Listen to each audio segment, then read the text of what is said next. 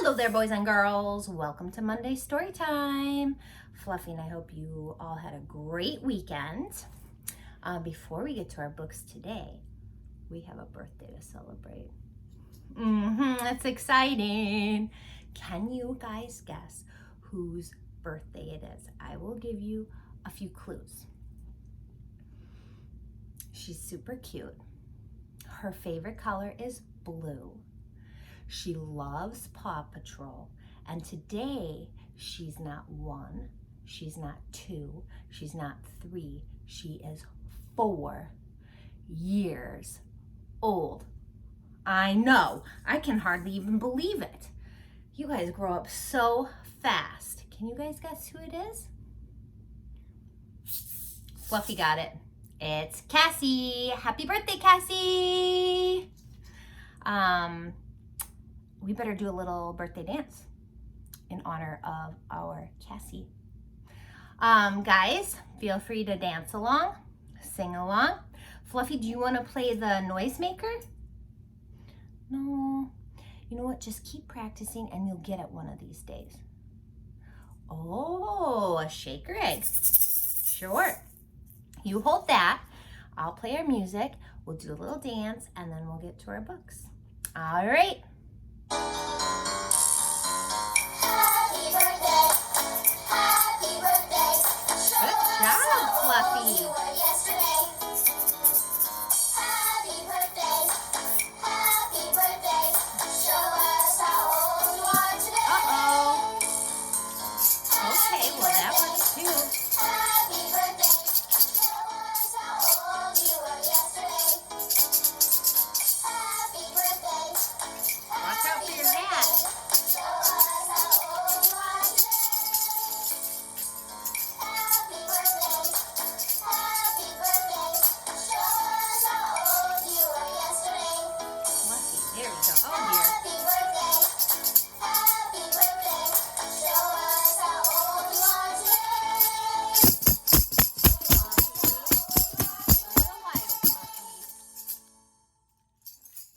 Oh. Okay, oops. Whew, Fluffy.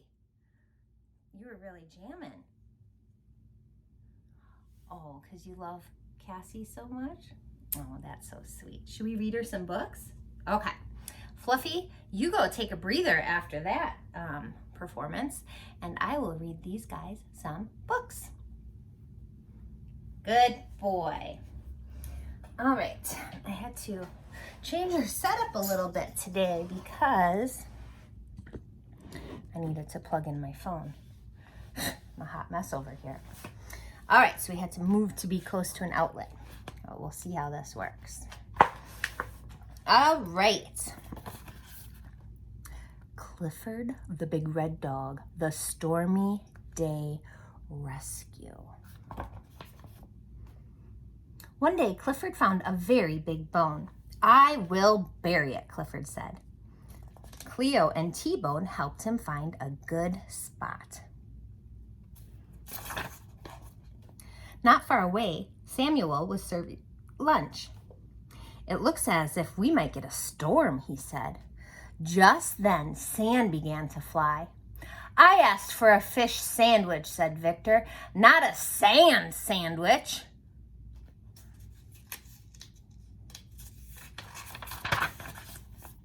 Samuel looked down. He saw Clifford digging. You're getting sand in the food, said Samuel. Clifford was sorry. Please go dig somewhere else, Samuel said. Soon, Clifford, Cleo, and T-Bone found a better spot for the bone. You don't even have to dig, said T-Bone. The hole is already there. But the hole was not deep enough for the bone. Clifford dug deeper. When he finished, Mr. Howard came to the hole. He dropped a tree inside, and it fell to the bottom. Uh-oh, I don't think Clifford was supposed to make that hole any bigger. How did this hole get so deep? Asked Mr. Howard. Clifford barked happily. That hole was for this tree, Mr. Howard said. Please go dig somewhere else.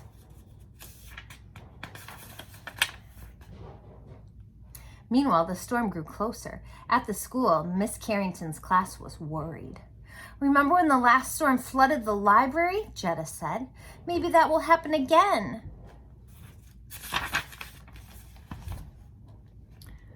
Maybe the wind will blow things around, said Charlie. Like that.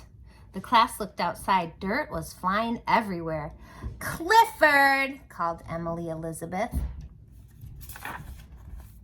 You can't dig a hole here, said Emily Elizabeth. We're having class. Clifford hung his head. Emily Elizabeth patted Clifford's nose. You'd better go home now, she said. Clifford decided to bury his bone in his own backyard. He said goodbye to Cleo and T-Bone. Next door, Mr. and Mrs. Bleakman worked in their garden. The Bleakmans were covering their flowers to save them from the storm. Clifford began to dig. Dirt flew into the Bleakman's yard. Poor Clifford was told to go dig somewhere else again. He says, "Hey, watch out for the flowers, eh?" The storm was moving closer. Everyone met at the library. They began to build a wall of dirt. It would keep the waves out during the storm.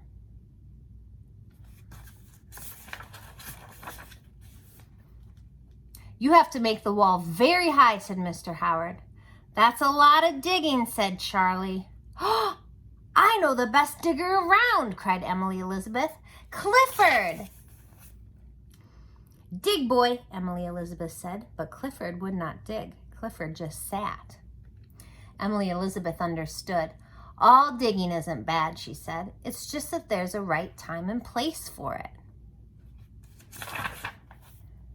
Before long, the wall was built. Clifford saved the library. Later, everyone gave Clifford bones for his hard work. I'll help you bury them, Emily Elizabeth said. Somewhere perfect, just like you. The end. Next up, let's do, what did I have here? Little Miss Hug. We'll see how, oh, okay, that's not too bad. You can kind of see my phone. Little Miss Hug. Have you ever fallen over and hurt yourself? I bet you have. And then have you wished that someone would come along and give you a hug and make you feel better? Well, Little Miss Hug is just that person. Like the time she found Little Miss Tiny after she had fallen off the curb. But there's something else extra special about Little Miss Hug's hugs. It is her extra special arms. They fit perfectly around whoever she's hugging, whether it is Mr. Small after a twig fell on him and squashed his hat, or Mr. Bump after one of his bumps, or even Mr. Greedy when he has a tummy ache. Little Miss Hug is always there with a perfectly fitting hug to make everything better. Then there are times when nobody has hurt themselves. Happy times like birthdays. Everyone wants a birthday hug. And times when she hugs just for the fun of it. Even the likes of Little Miss Bossy need a hug once in a while. So everyone needs a hug, or so Little Miss Hug thought. The other day, when she was out for a walk, she heard someone hidden on the other side of a hedge. Someone huffing and puffing and moaning and groaning. Someone who is in a very bad temper. Mr. Grumpy. And why was Mr. Grumpy in such a bad mood? Because the sun was out. There really is no pleasing Mr. Grumpy. Quick as a flash, Little Miss Hug ran around the hedge, stretched out her arms, and hugged Mr. Grumpy. Or at least she tried to, but something happened that had never happened to Little Miss Hug before. Mr. Grumpy pushed her away. "Get off me!" shouted Mr. Grumpy. Little Miss Hug could not believe her ears. She could not believe her eyes. Nobody had ever refused one of her hugs. But everyone likes a hug," she cried. She was so confused she hugged Mr. Grumpy again. "I know what you're trying to do," said Mr. Grumpy, "but it won't work. I am grumpy and I like being grumpy, and no amount of hugging will change that." Little Miss Hug didn't let go. "I said," began Mr. Grumpy, but then he stopped. Something was happening to Mr. Grumpy that had never happened to him before. He could feel a strange warm feeling spreading out from deep inside him. Little Miss Hug hugged him tighter. And then the most extraordinary thing happened. Very slowly, Mr. Grumpy smiled. For the first time in his life, he was happy. Little Miss Hug let go of him. I must say, said Little Miss Hug, you have a lovely smile. And can you guess what Mr. Grumpy did next? He blushed. For the first time in his life, he blushed. And then he hugged Little Miss Hug. For the first time in his life, he hugged someone.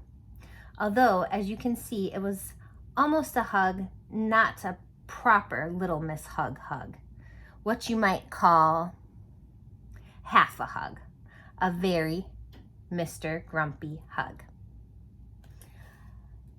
The end. I'm glad that worked out, but Little Miss Hug could maybe learn a little something about consent. Sometimes people don't want to hug. Like I've said, glad it worked out.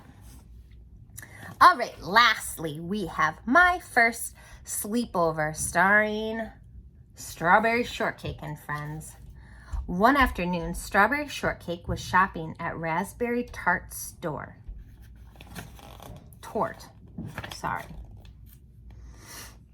As Strawberry was looking through the pajamas, she got a great idea.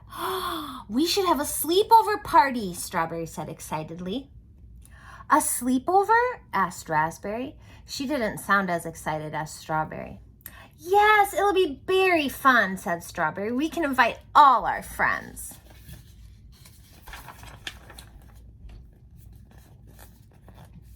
The next day, all the girls went to Strawberry's cafe to plan the sleepover party. We can have the party at my bookstore, said Blueberry Muffin. I'll bring music, said Plum Pudding. I can bring a movie, said Orange Blossom. I can bring stuff for makeover, said Lemon Meringue. And I can bring snacks, added Strawberry. Raspberry doesn't look so sure, you guys. Raspberry, what do you want to bring? Strawberry asked. I'm really busy at my store, said Raspberry. I don't think I have time to help. That's okay, said Strawberry. All you need to do is bring yourself. The day before the party, Strawberry's phone rang. I'm not feeling well, Raspberry said. I don't think I can come to the sleepover. Strawberry was worried. She and her friends went to see Raspberry. Are you all right? Strawberry asked. Every time we talk about the sleepover, my stomach feels all funny and my head gets dizzy, admitted Raspberry. Said Blueberry. Have you ever been to a sleepover? Never, answered Raspberry shyly. Maybe you feel sick because you're nervous about doing something new, Orange said. Maybe you're right, said Raspberry. I don't know if I will like sleepovers. What if I get homesick? Bring your favorite stuffed animal with you, said Orange. It will remind you of home. What if I wake up in the middle of the night? Raspberry asked. Think of your favorite story until you fall back asleep, Plum said. And if those things don't work, you can go home whenever you want, Strawberry said. Okay, Raspberry agreed. I'll give sleepovers a try. On the day of the party, Raspberry packed up her things and went to Blueberry's bookstore. She was still a little nervous. Hi, Raspberry, Blueberry said. I'm so glad you're here. We're going to have lots of fun. First, the girls danced to their favorite songs. Raspberry loved bopping to the beat. Then the girls snacked on Strawberry's triple berry muffins. Yum, thought Raspberry. Strawberry muffins are berry-licious. After that, the girls gave one another makeovers. Raspberry giggled when she saw her new look. Where'd she go?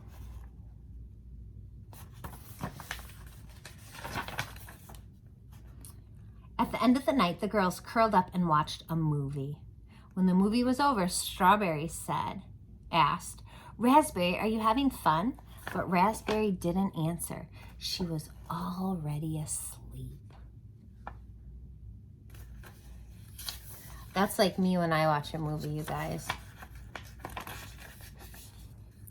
In the morning, the girls went to Strawberry's cafe for breakfast. As they ate, Strawberry asked Raspberry, "What did you think of your first sleepover?"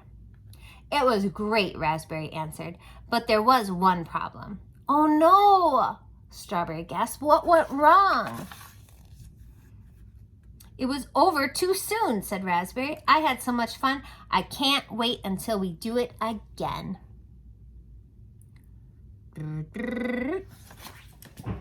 All right, boys and girls. I will see you tomorrow. Have a good night. Love you lots. Miss you lots. See ya later.